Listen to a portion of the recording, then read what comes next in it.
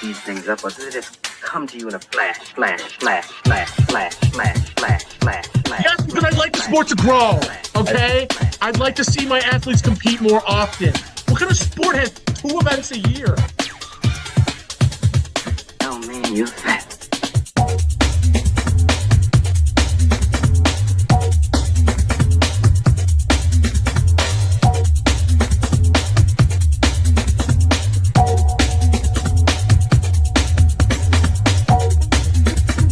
Guys, Brendan, producer extraordinary here. Just wanted to warn you guys that we did have the stream muted for a little bit, so the discussion kind of just pops right into it. But without further ado, let's get live to Iceland.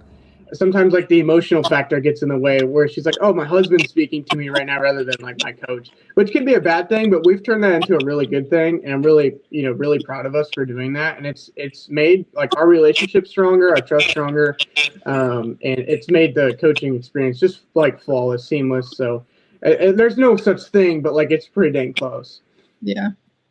I also, one other thing that I kind of wanted to mention, like Shane has like, I don't know. I had a period of time where like my lifts were like really stalling out that you can see like even on open powerlifting. And like, I was just having a really hard time getting past like 408, 405 to like 415 range. And like, since being like fully on Shane's program, I mean, like I took a year off after the World Games raw, but then like in the last year, we've jumped up my squat nearly 60 pounds. And so like, I just really like his programming too. I'm benching 4 times a week, and there's just so many things that he can tweak that like are even like above like my pay grade. So, like he's so technical with everything and has a lot of experience, which I'm his wife. So people are going to be like, oh yeah, of course he says that. But I'm like, look at my numbers, like, yeah. So you learned outside of this has never brought DM Shane for coaching. A ringing endorsement. All right, so how is Iceland so far? How's the venue? How's all the accommodations? I know that's I think that's like a premium location. Like anytime you have because if you're gonna travel, you're gonna spend all the money. The location, that's a big part of like when PA decides stuff. Like aside from the CVB monies, is like how's the accommodations? Well, when I left the airport this morning, I was like, this looks like Ohio. But then I saw mountains in the distance, so I was like, all right, there's hope. I was like, what is going on? It's like Southern Ohio. Yeah, and then the hotel, like, it kind of looked like Soviet Union era when I walked in. But they're doing renovations, but the room itself is super nice. We have not been to the menu yet. Overall, a great experience so far. We had really good lunch, so I'm very happy. Yeah, lunch was good. Yeah, and I will say, I've never been to like an Equipped World Championships where, like, I mean, they didn't have me on the list for pickup, but I've also never had it happen where like the World Championship like shuttle was there like holding a sign for pickup, which is really nice because like every other meet you're like, if you pay for the shuttle, you're like, okay, like where is it? Like where do I go? You don't have any idea. And I literally found him like as soon as I walked out. So that was really nice, like organization wise, as far as the shuttle went. But yeah. Yeah, I think most of the Icelandic stuff is like north. Like you have to like go up there to see like all the. It's like an hour away. We're planning on being there for a little bit tonight, just get some steps in and stuff. So see some stuff. So I think right now we'll go a little bit into some of the nominations. We're just going to talk about the American lifters. I don't think unless there's like someone who really sticks out. I think we should go over the American lifters because people are going to have a bit more of a connection there as far as that goes. So we'll start with the women because we've got the women on the show. So the 47s, we had Heather Connor. Now she had a medical thing, so she didn't make the trip, which is unfortunate because that's more of good raw to classic to equipped crossover there. Do you guys know anything about Madeline Finch? Did she already go? Yeah, she competed Monday.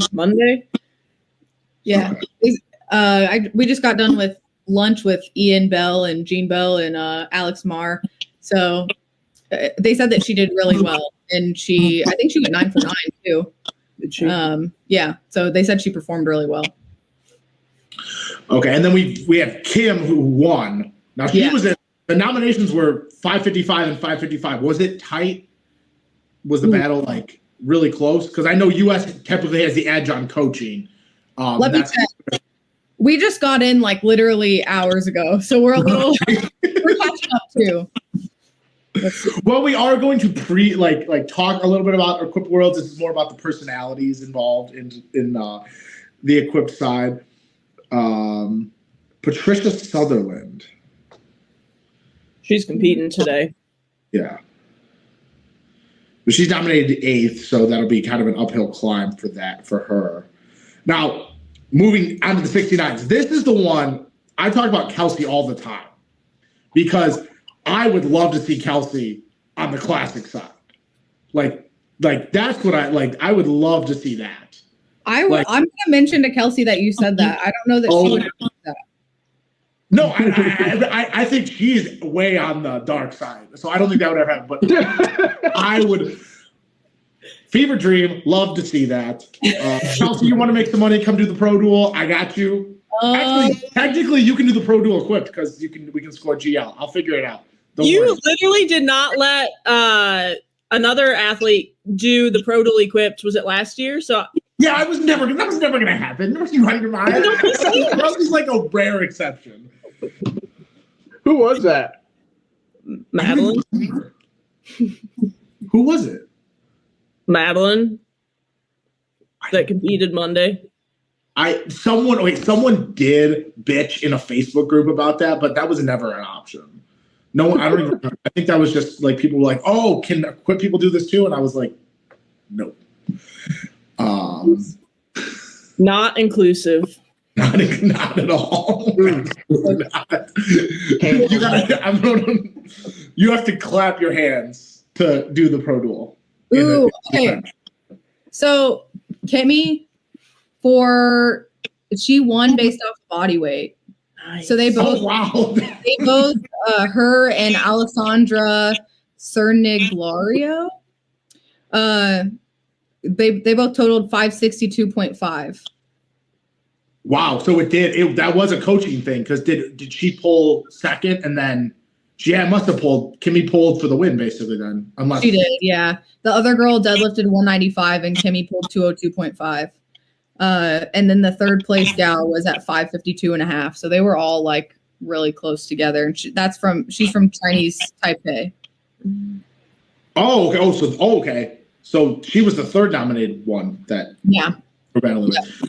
So this is something I picked up at Bench Worlds, and I have a lot of experience doing local meets. I've done 17 local meets, and there's rarely ever coaching in local meets. It's just how can I PR my total, right? No one's jockeying for position. Like even some of the more competitive meets, there's not a lot of jockeying. When I was at Bench Worlds, I was sitting right by the attempt table, and it was the coolest thing. It's actual competition, right? It's like real competition. Like people are actually competing, and that's what's cool about Worlds is like it doesn't like obviously it doesn't matter equipped or classic or whatever because there's actually something interesting to watch. Where at most meets there just isn't something. It's not compelling because it's just someone trying to PR total, which it can be cool. But the cool part is watching people jockey for position. I mean, that's where the actual sport comes in. So I know you guys have a ton of experience with that. You guys we had talked when we did a Pro Duel lead up, you guys talked about, putting in dummy attempts and stuff. Do you anticipate having to use any of that stuff coming up here? Oh, it looks like we lost them. Oh no. I can add them back. Hold on.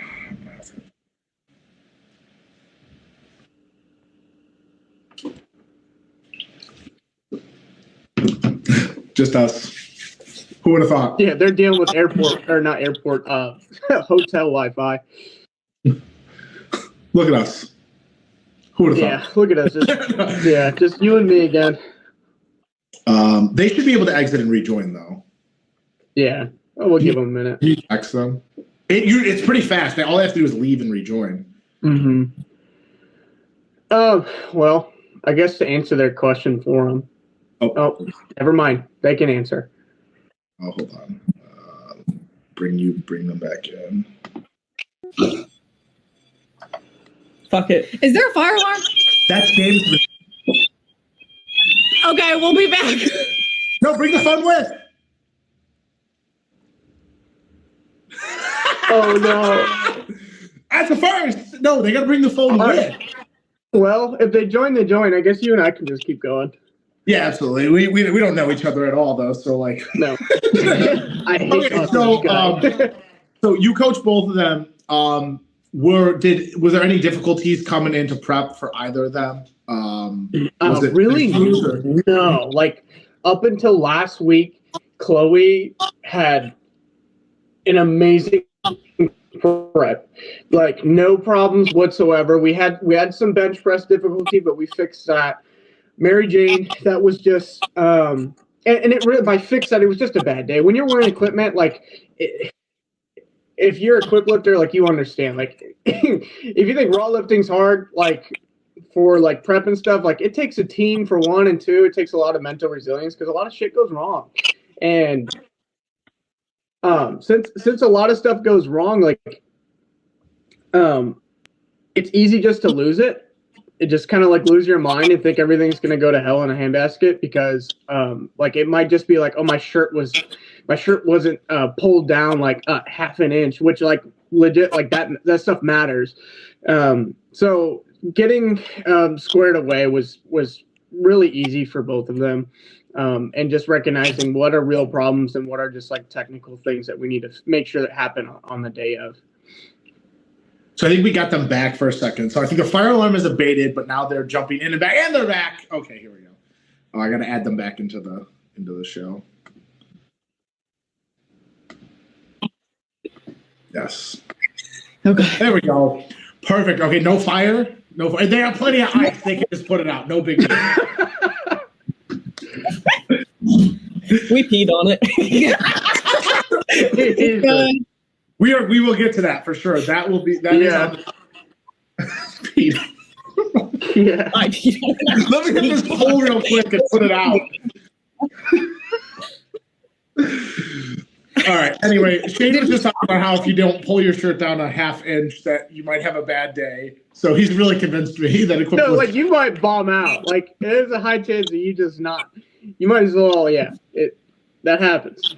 Yeah, Weightlifting is so high. Like it's much more. Okay, here's the thing. I've been lifting for over 10 years, and I just switched over to equipped lifting 3 years ago. This is my 6th equipped meet, and like I know how to squat, bench, and deadlift. Like I could do it in my sleep. Like raw meets, like obviously I love them, but like in equipment, it's such a skill. Like it's something that I still have to ask other people, like their tips and tricks on things. It's like it's one of those things where like if you have never done it before, it's just unlike anything else you've ever done. It's truly its own sport. I agree. Yeah, I guess so. Like some of the people, for example. Well, I was gonna ask, so what if you had to put a percentage on how much? So let's say no, I don't want to disconnect from Chloe's iPhone. If you had to put a percentage on like how much more difficult, not difficult, but so upsetting. Like how much more so good. I know. Technical it is. You guys are still on. Yeah, you guys are still on. I don't know if I should try and go back to the other Wi-Fi or not. You guys don't have to whisper. You're live. Yeah, you're live. Oh, you can still hear us?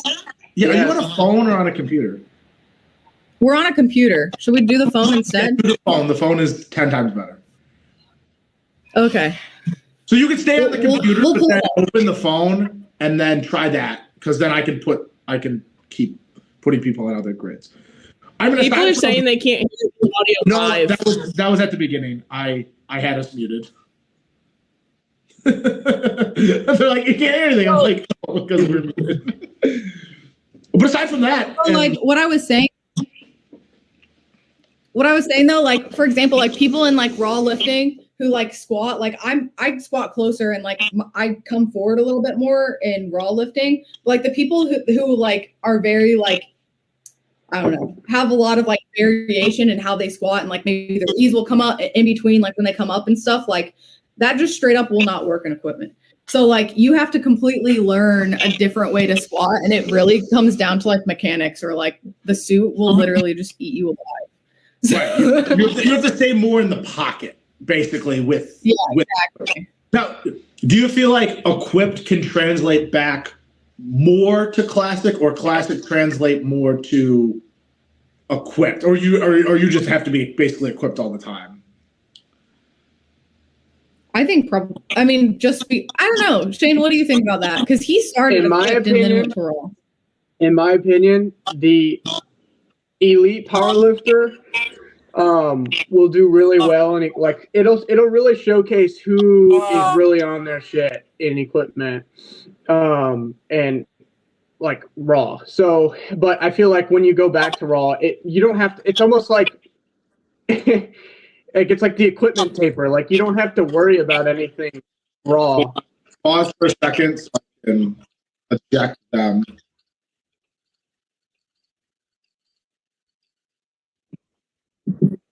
Yeah, I had to eject your other stream so it wasn't.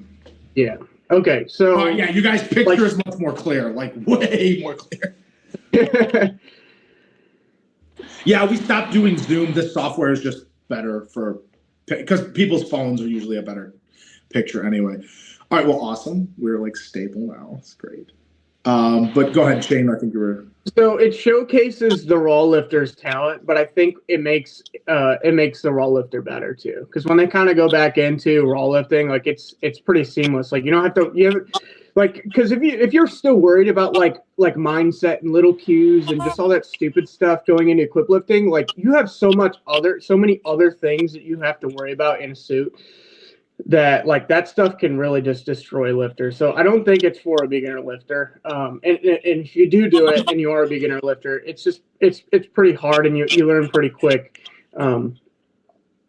that you shouldn't have to worry about all these little things in equipment anymore. And I always tell Kloie about this all the time, like just like when we're in like raw training cycles and stuff, it just seems like so seamless. And then we get into equipment, and then all of a sudden we have these challenges we have to face. It's just like another layer of difficulty that's a lot of fun as a coach.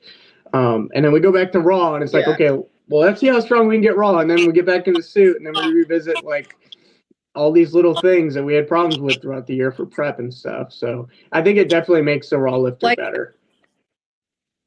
Yeah, and like as far as like people having like certain things, like I think that I heard sometime like that there was someone who was like, oh, like I didn't get my deadlift in because I couldn't do my whole deadlift setup, and I wasn't even going to try to attempt a deadlift if I couldn't get my like whole deadlift ritual in.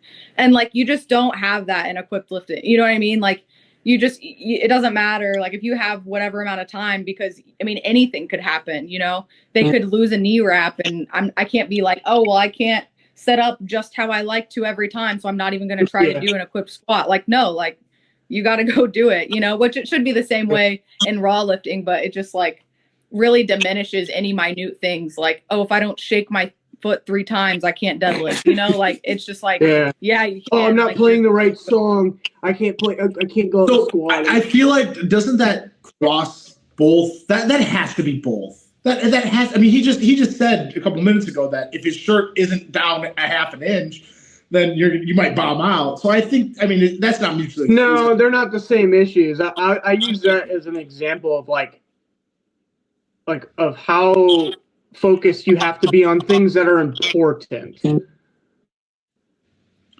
Oh, okay. So right, yeah, and not like commands, like because if you're worried about hitting your bench commands, but then you can't even get 355 down to your chest because you didn't pay attention to your shirt being in the right position. Like it's very technical.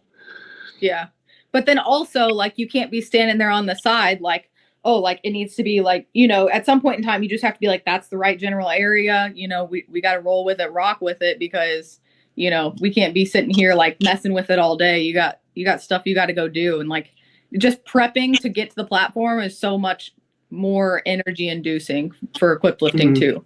So you don't really have time to like mess around. You know what I mean?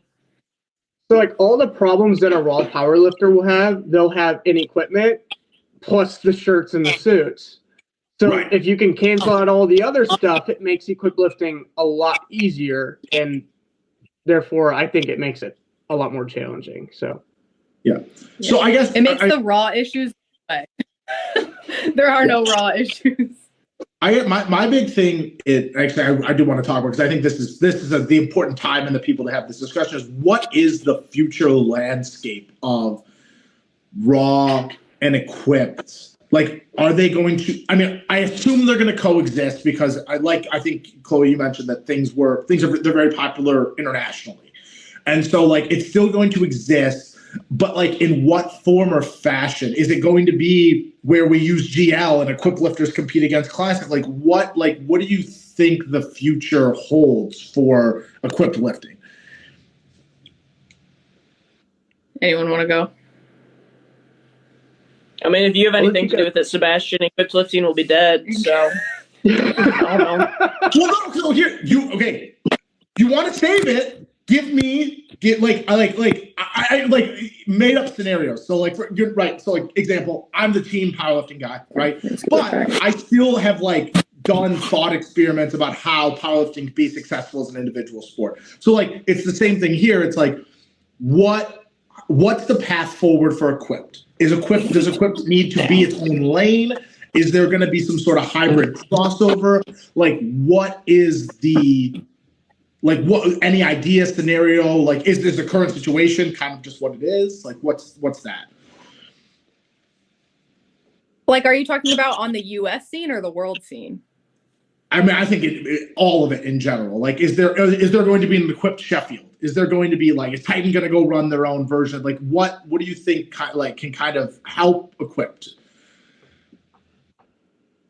I think equipped lifting, on the worldwide stage, no one's concerned about it. The only people that are concerned about equipped lifting being successful are people in the United States. Everyone internationally has been doing equipped lifting for ever, and they just don't see it ever going away.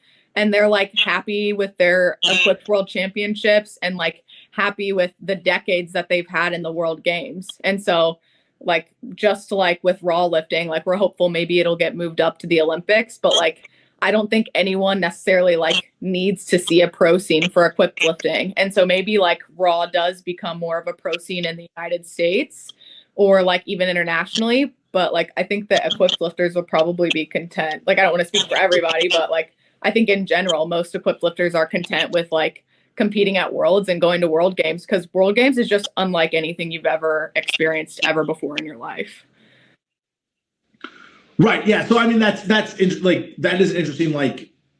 Where it not to say it becomes more hobby-ish, but it's definitely more of that. It's a very international thing. It's a very international thing to go do nationals and then do worlds and then do the Olympics. That's a very I would say Eastern thing. That's a European thing. That's how they develop their sports organizations, like FIFA and stuff like that.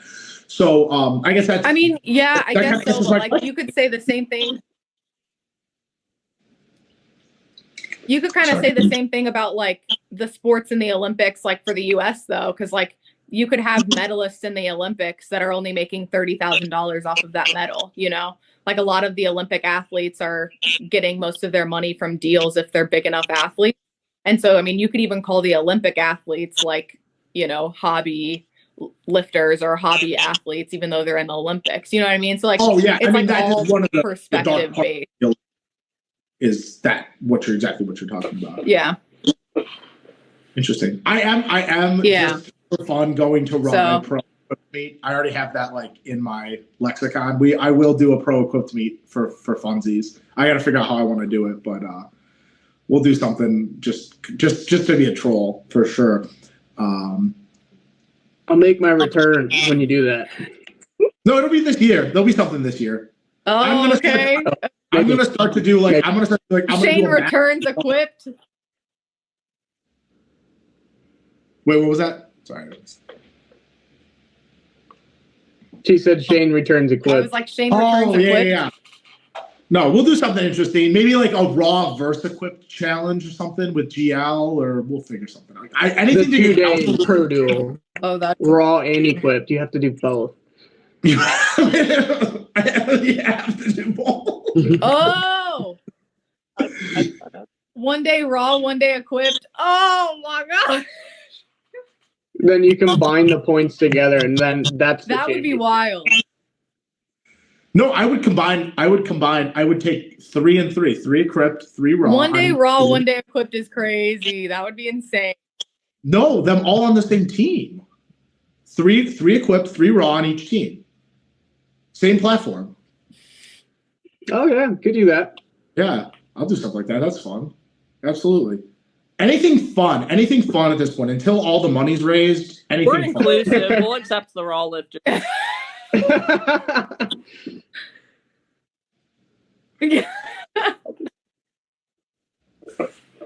Definitely gonna have. This is gonna. The thing is, if the raw lifters can lift as much as the equipped people, then they can. They don't have to wear a suit. Bring it on. No, but then they get the GL modifier. Mm. They get the formula modifier. I mean, I'm just saying, like, you could have like an equipped lifter representative that's lifting in the equipped division, just like Jen Thompson. Jen Thompson used to compete in the equipped division, but bench raw. She could bench more than all the other ladies. Oh yeah, and she would just take the money. I remember that. That's so funny. No, she would do like during the Arnold, wouldn't she do? She would do the pro. She would do the pro Arnold, and then she would go do like bench the next day, and then equipped the following day, and just take all the money. She's cool. I had her. She was here for a seminar last year. Crazy. They're both crazy. Anyway, what other topics go into raw and equipped? Raw and equipped together on the same platform.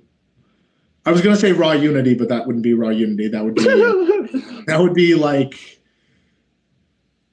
what would we call that? It's got to be something creative. Rap and rap skins versus shirts. Skins versus shirts. Oh, that's spicy. I like that one. Skins versus shirts. Let's go. Hold on, I'm gonna pull up our outline. I don't want to miss anything.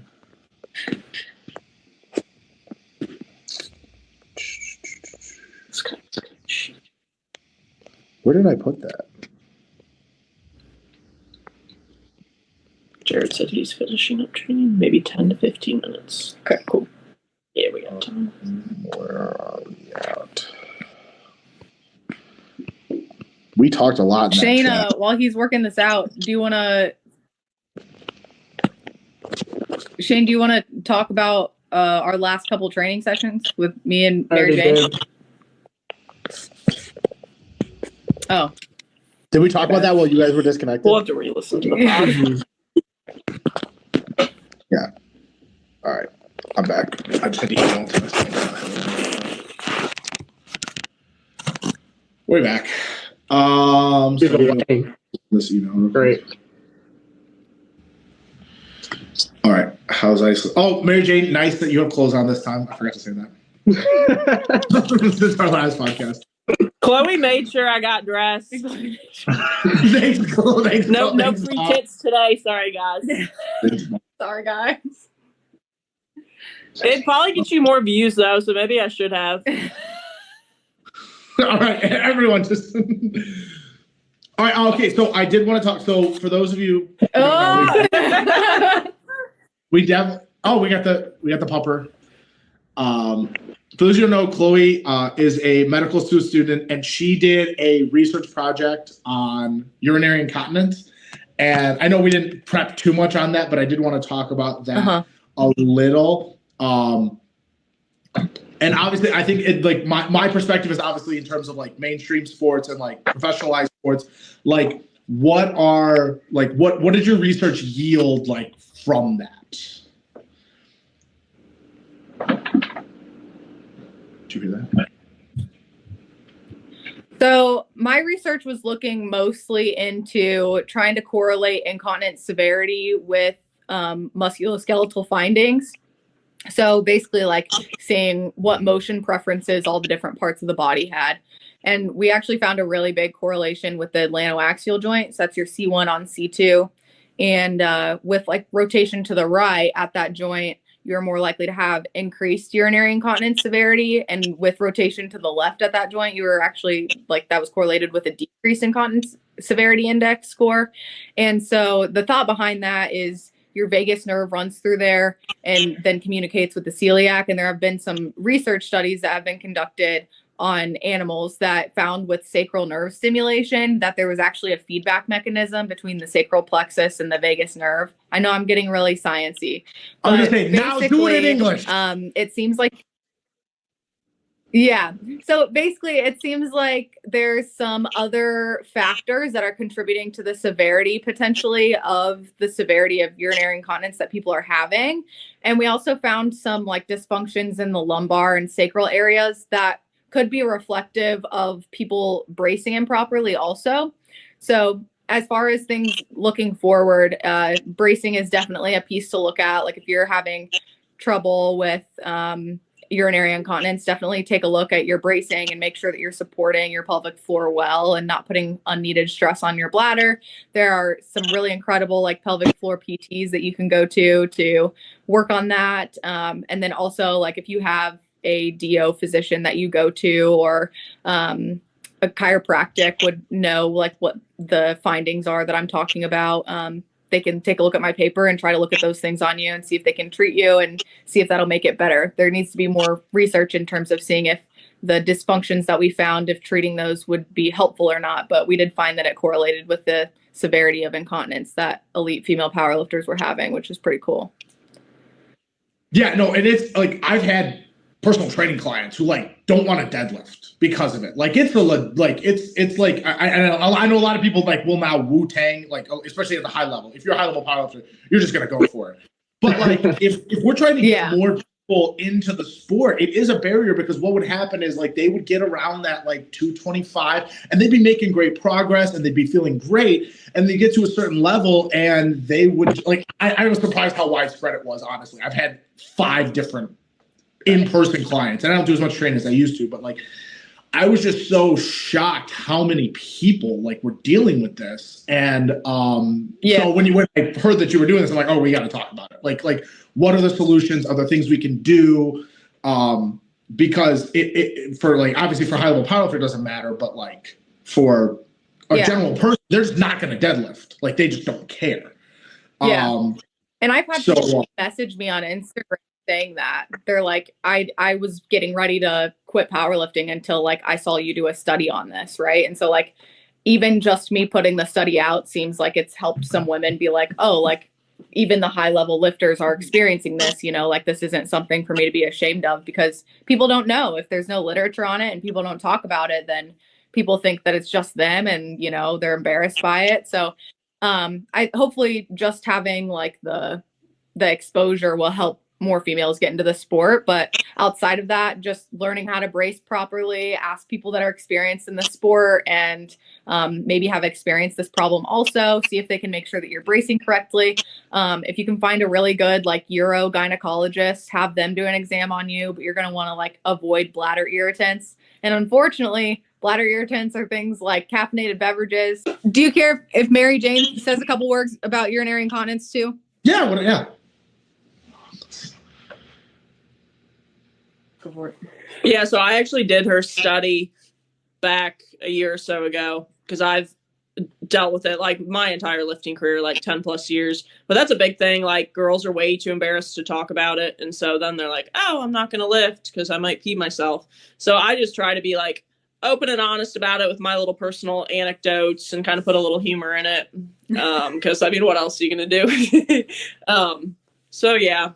That's what I do. And like learning how to breathe and brace properly helps me a lot. And then I have a lot of like, which I don't know the sciencey way to explain my issues other than like leading up to worlds here. My TFL has been real tight. My hips have been a little tight and that it like over tightens my pelvic floor. Instead of my pelvic floor not being strong enough, it like over tightens and then it squeezes my bladder. And so that's something I've worked like with my chiropractor and PT to kind of figure out and manage. So, and it's always changing, but yeah, that's my 2 cents.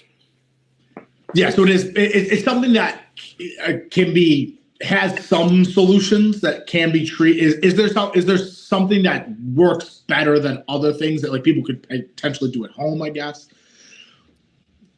Yeah. Did I cut out originally when I was talking about this? Yeah, well, you mentioned, I think, a couple, like, you mentioned a list of different things, but I'm just trying to give people that quick hit. I know that's not. Yeah, I mean, honestly, I think the biggest things are going to be making sure that you're bracing correctly, and then not, like, figuring out what your triggers are for urinary incontinence. And for a lot of people, that's carbonation and caffeine. So if you're, like, doing your pre-workout, of course, you might want, like, your caffeine in there, but, like, maybe not doing the energy drink component, trying to see, if the carbonation is playing any role in that. Because it definitely does for me. Like, as soon as I have carbonated drinks before I deadlift, like, I know I will pee my pants during that session. If I drink like a Red Bull or something before I lift. So those are quick and easy tips, but it's different for everybody. Yeah, like fluid management in general too, because I used to do bodybuilding and it was like, oh, drink like 1 to 2 gallons of water a day. But you only need like 2/3 of your body weight in ounces in fluids actually. And also you have to take into account like watery foods as well. So diminishing my fluid intake. And then I drink more electrolytes, so I'm not as thirsty, especially on like squat and deadlift days. That's also helped a lot as well. Yeah, no, I mean, this topic definitely warrants like a whole podcast, like, and a full, like, serious. I have a serious personality. Yeah, it warrants my serious personality, actually doing research and actually asking serious questions. But I just wanted to touch on it because I think more as powerlifting becomes more mainstream, it's going to be more talked about, and it's going to be more of a thing that is going to need some handholding for people, and so it definitely is something that'll have to be talked about. But it is now time. Yeah, we can do a follow-up on this if you want. Oh, yeah. No, we do. Just like... And I actually have that'll be the whole topic. And maybe like me and you will sit down and we'll have like a pre-interview where you can actually like educate me and then I can ask better questions. And I can see too, I can see too if there's a urogynecologist I know, I could see if she'd be willing to come on to kind of talk about it more from her treatment aspect of things too. So yeah, because I think there's layers and layers to this, and it's probably good content for you too to start to do that. Yeah. All right, it is now time for r/powerlifting. So for those of you who don't know, we finish every show with a segment called r/powerlifting, where we read through Reddit and we pick a blurb and then we talk about it. So I'm going to go top to bottom, and then you guys are going to decide if you want to indeed talk about this topic. So top of Reddit right now was actually Equipped World. We just talked about that. The next one was Taylor Atwood's return at 83. Now, I've talked about that a lot. Any of you guys want to touch on that at all? Does anyone care about the fourth place 83? No? Okay, good. No. Oh, so this is the one. This is the one that got my attention because I think we can just talk about it in any context. So the USAPL announced their international affiliate, the IDFPA. Gay. God, do you know anything about marketing? The IDFPA looks like when I do a typo. I just smashed the keyboard. There's no sizzle. Call it literally anything else. It's just. Like nothing rolls off the tongue like IDFPA. It's like Alibaba, International AliExpress, IDF. Drug-free powerlifting association. Okay. Yeah. So too little, too late. I don't know. Does anyone have an interesting? I mean, of course, I have takes because I just drink their tears. But like, I saw that. What would it take for you to compete with them? Nothing. You can't have world games with all of the people, the majority of athletes. Right, because like you guys are paying for all this, right? And they would have to do something so crazy They don't have to pay you. Right? Isn't everyone already switching over? So what's the point? Like switching over to IPF again? So here's my theory. I actually think it's a fine move because if you're the USAPL, you go find some disenfranchised meat director in England who's got pissed off by the IPF. And you bring them in, they take all the risk. If you're running a meet, you take all the risk. The federation takes no risk. The federation makes money from the drug testing and makes money from the memberships. So it costs them virtually nothing to set up an international affiliate. And so I do think it's a good business move from their perspective to do something like that. I think the IPF should be concerned because like USAPL fucked me over and I just took over the entire state of Illinois, right? A majority of lifters in Illinois are now Powerlifting America from one person. So like you should be concerned if you screw over the wrong person. Like, so I think there is going to be a battle. And if the USAPL has a ton of money, so there is a battle that is going to take place. I think people downplay it too much just because the USAPL is run by a bunch of goofy people. And they only need one serious person. If they hire one serious person from like another sporting organization for the USAPL, like let's say they get some executive from the NBA who's got all these connections. Somehow they get someone like that, which isn't out of the question. Like they could take over everything overnight, just the same way Powerlifting America took over everything overnight. It all just flips depending on where the money is at. So not to, that's my domain, but that's my opinion. If lifters are going to go where the best product is. So my thing I would say to the IPF is you have to continue to develop a good product. And so they really haven't. I mean, Sheffield is a great product, but that's not the IPF. That's SBD. Like, what products are what is the IPF doing to improve the product? That's my question. I think they're keeping it the same. And I think that's it's just the same thing as SBD. Yeah. It's just hardcore competition, and that's all it's ever been. Right. I mean, the lack of incentives for athletes. Like, I mean, the hotel stuff is kind of weird. Like charging people for. I mean, if they could change those policies, I mean, I think that would benefit people. But obviously, I know why you have to stay at that hotel because the hotel gives, like, basically the venue is free if enough people stay at the hotel. So it kind of that's where all the economics comes in terms of that. That's called state of play for a reason. Yeah. I don't know like the technical things, like all of the things with all of that, but I do know like Jen and Donovan Thompson are really dear friends of mine, and they're still involved with the USAPL and like operate on a pretty probably like administrative level for the USAPL. I don't know what the technical term would be for that, but they've told me, you know, like kind of their developments with the USAPL and a lot of like why they're doing. They would be like a good couple to have on here to talk about all of that because I truly just don't know all the details. I have her number. Yeah, because no one wants it's not like no one wants to talk. I hit up they're great. I hit up Alex Waters and we had a conversation about like just general stuff. You guys know Alex because he's around. I used to coach Alex. Okay. Yeah. I mean, I talked to him. He didn't want to come on because he just doesn't know the ins and outs yet. And that's the biggest thing. Yeah. Well, that's why you should come. You should still come and tell me about what your plans are. Okay, how did you run for the executive committee and you don't know what your vision is? And he says the biggest issue with the USAPL is communication. I'm like, great. What does that mean? Like, what does communication mean? How about give me something. Talk to the Thompson.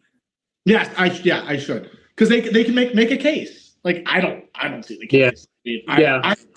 I just think it's so. The biggest thing for me is when I send PA an email and I need something done, it gets done. When I was with the USAPL, it took 6 weeks, and I just don't operate as a person. Don't operate like that. So it was easy switch because when I signed. I mean, and obviously they were desperate for directors, so they're gonna contact me fast.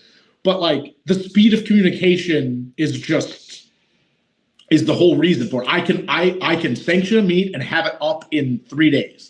And then I can start marketing the meet. I can start doing all these things.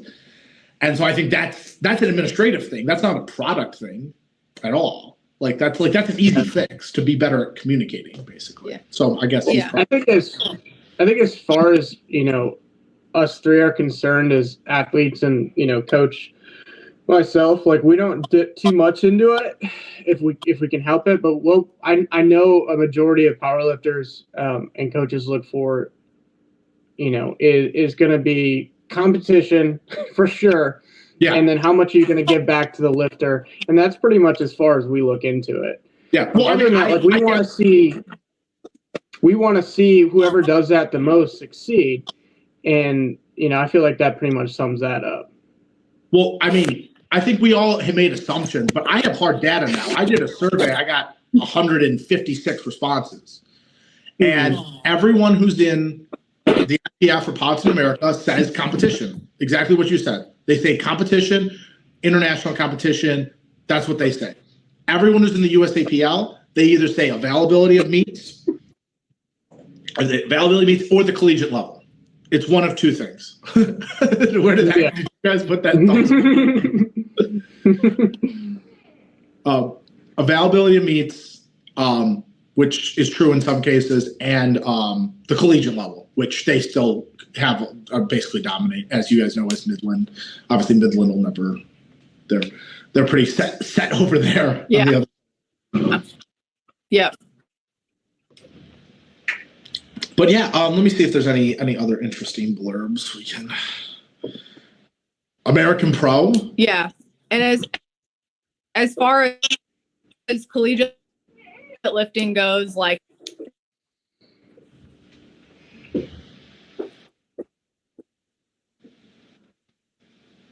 Oh, we're getting the Icelandic.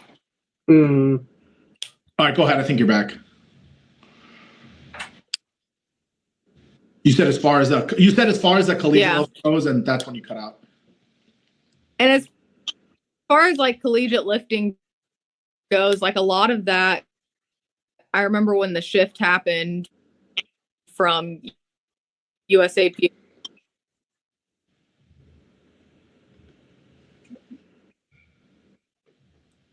Can you hear me? We get a little bit, and then it goes back and forth. I know there's a delay from when I talk to when you hear it. Can you hear me okay?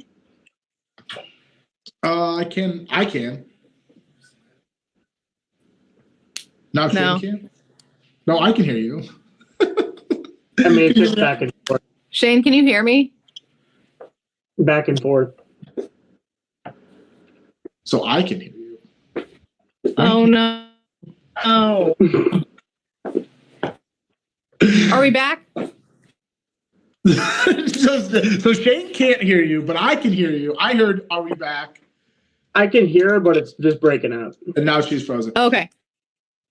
So as far as the collegiate level goes, I remember when the switch happened, and it was all just based off of what Midland was going to do, right? Because Midland has the largest powerlifting program, and we give out scholarships, and they've swept national team titles, I think, every year since 2020, except for last.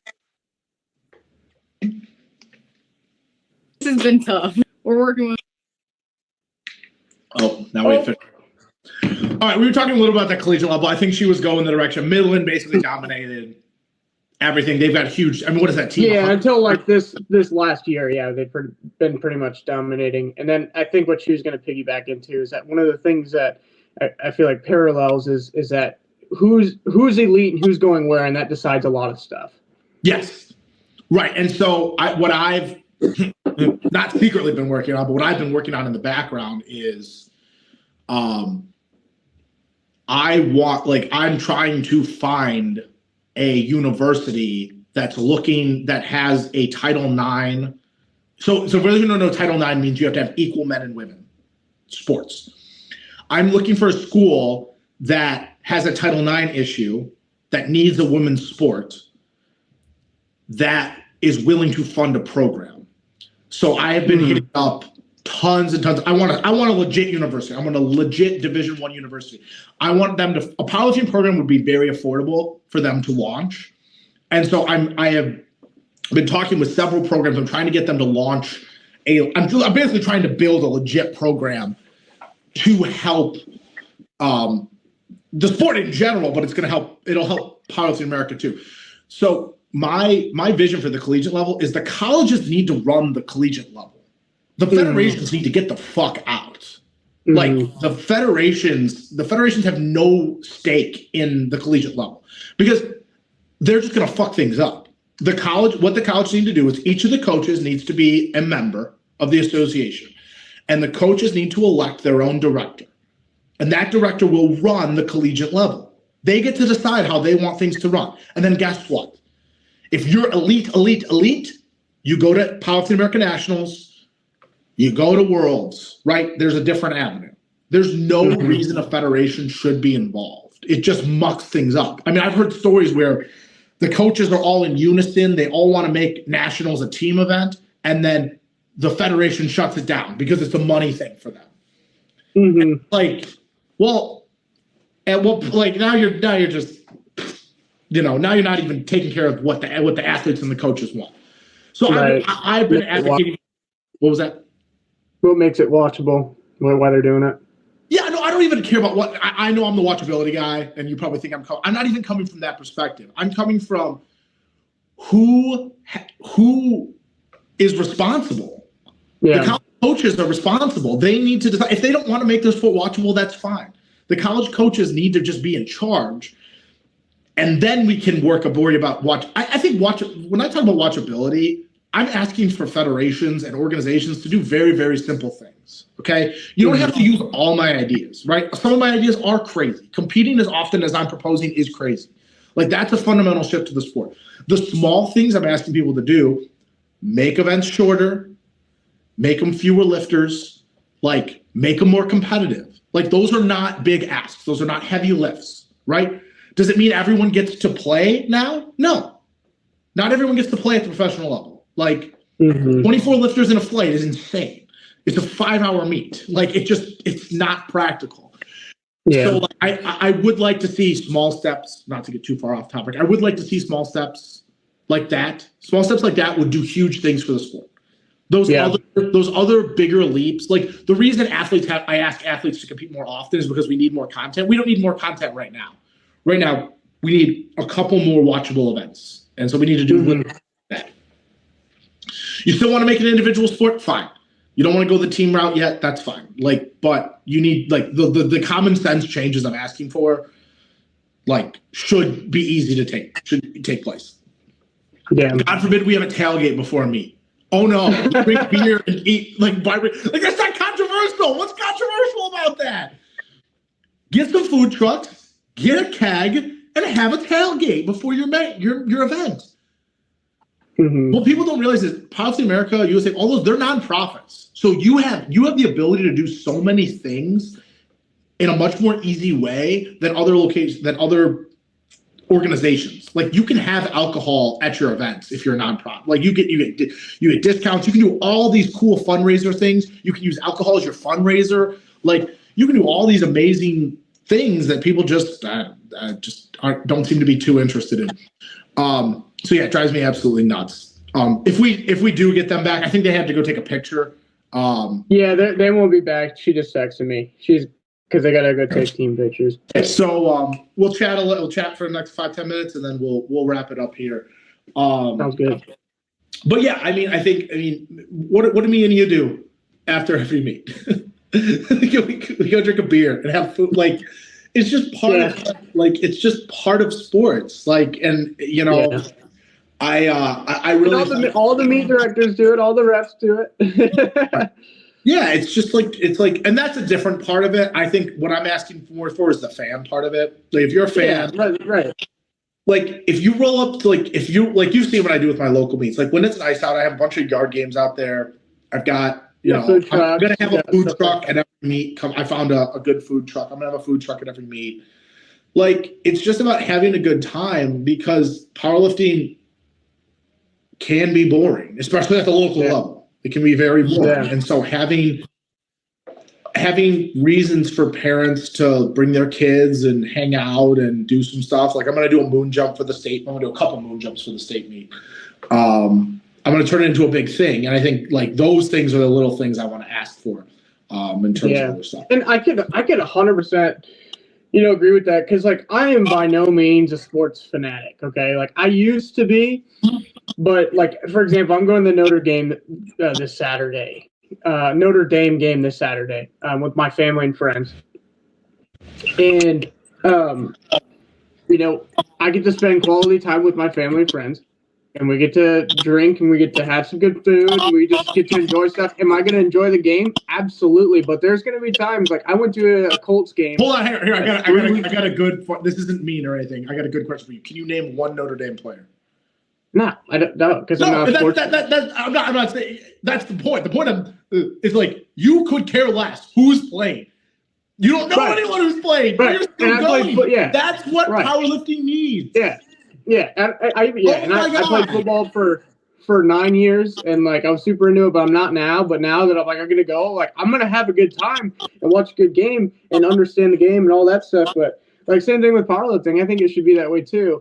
It gives a reason gives people a reason to stay and have fun because like even with the Colts game I went to, which I think we won. We even won. It was like 3 weeks ago or something like that. And like, dude, I almost fell asleep during the third quarter, and I was just like, you know what? This is boring. And then fourth quarter picked up. The beer guy came around. I had another beer, and I had fun. We left, and then you know what I mean? Like,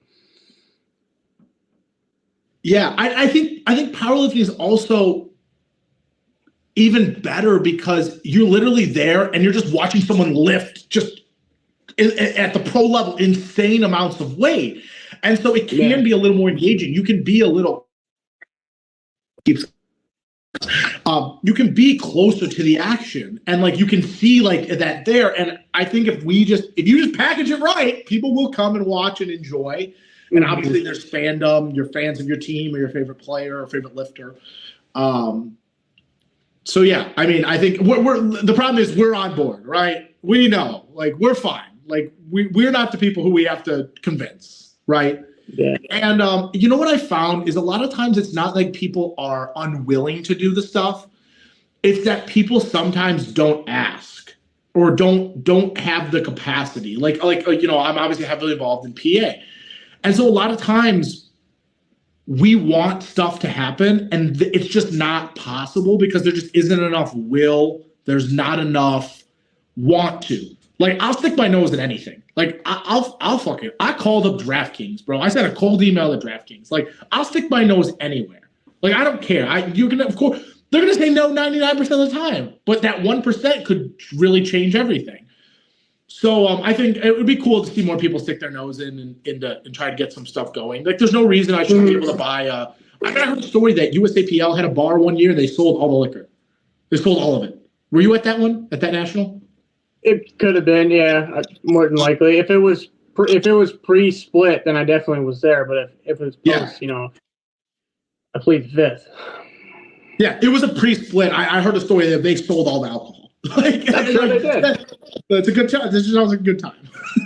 Yeah, and dude, every world championship I've ever been to, every national championship I've ever been to, the hotels like selling alcohol. The bars, there's always a line. Like, there's always people out there. There's always people buying food. Like, it's just, I just don't see anything wrong with it. As long as you're not remember, it's revenue. It's money for the federation. Right. Like, money. Like, give me money. Like, just maybe I need to start framing things a different way. You can make more money if you more cash money.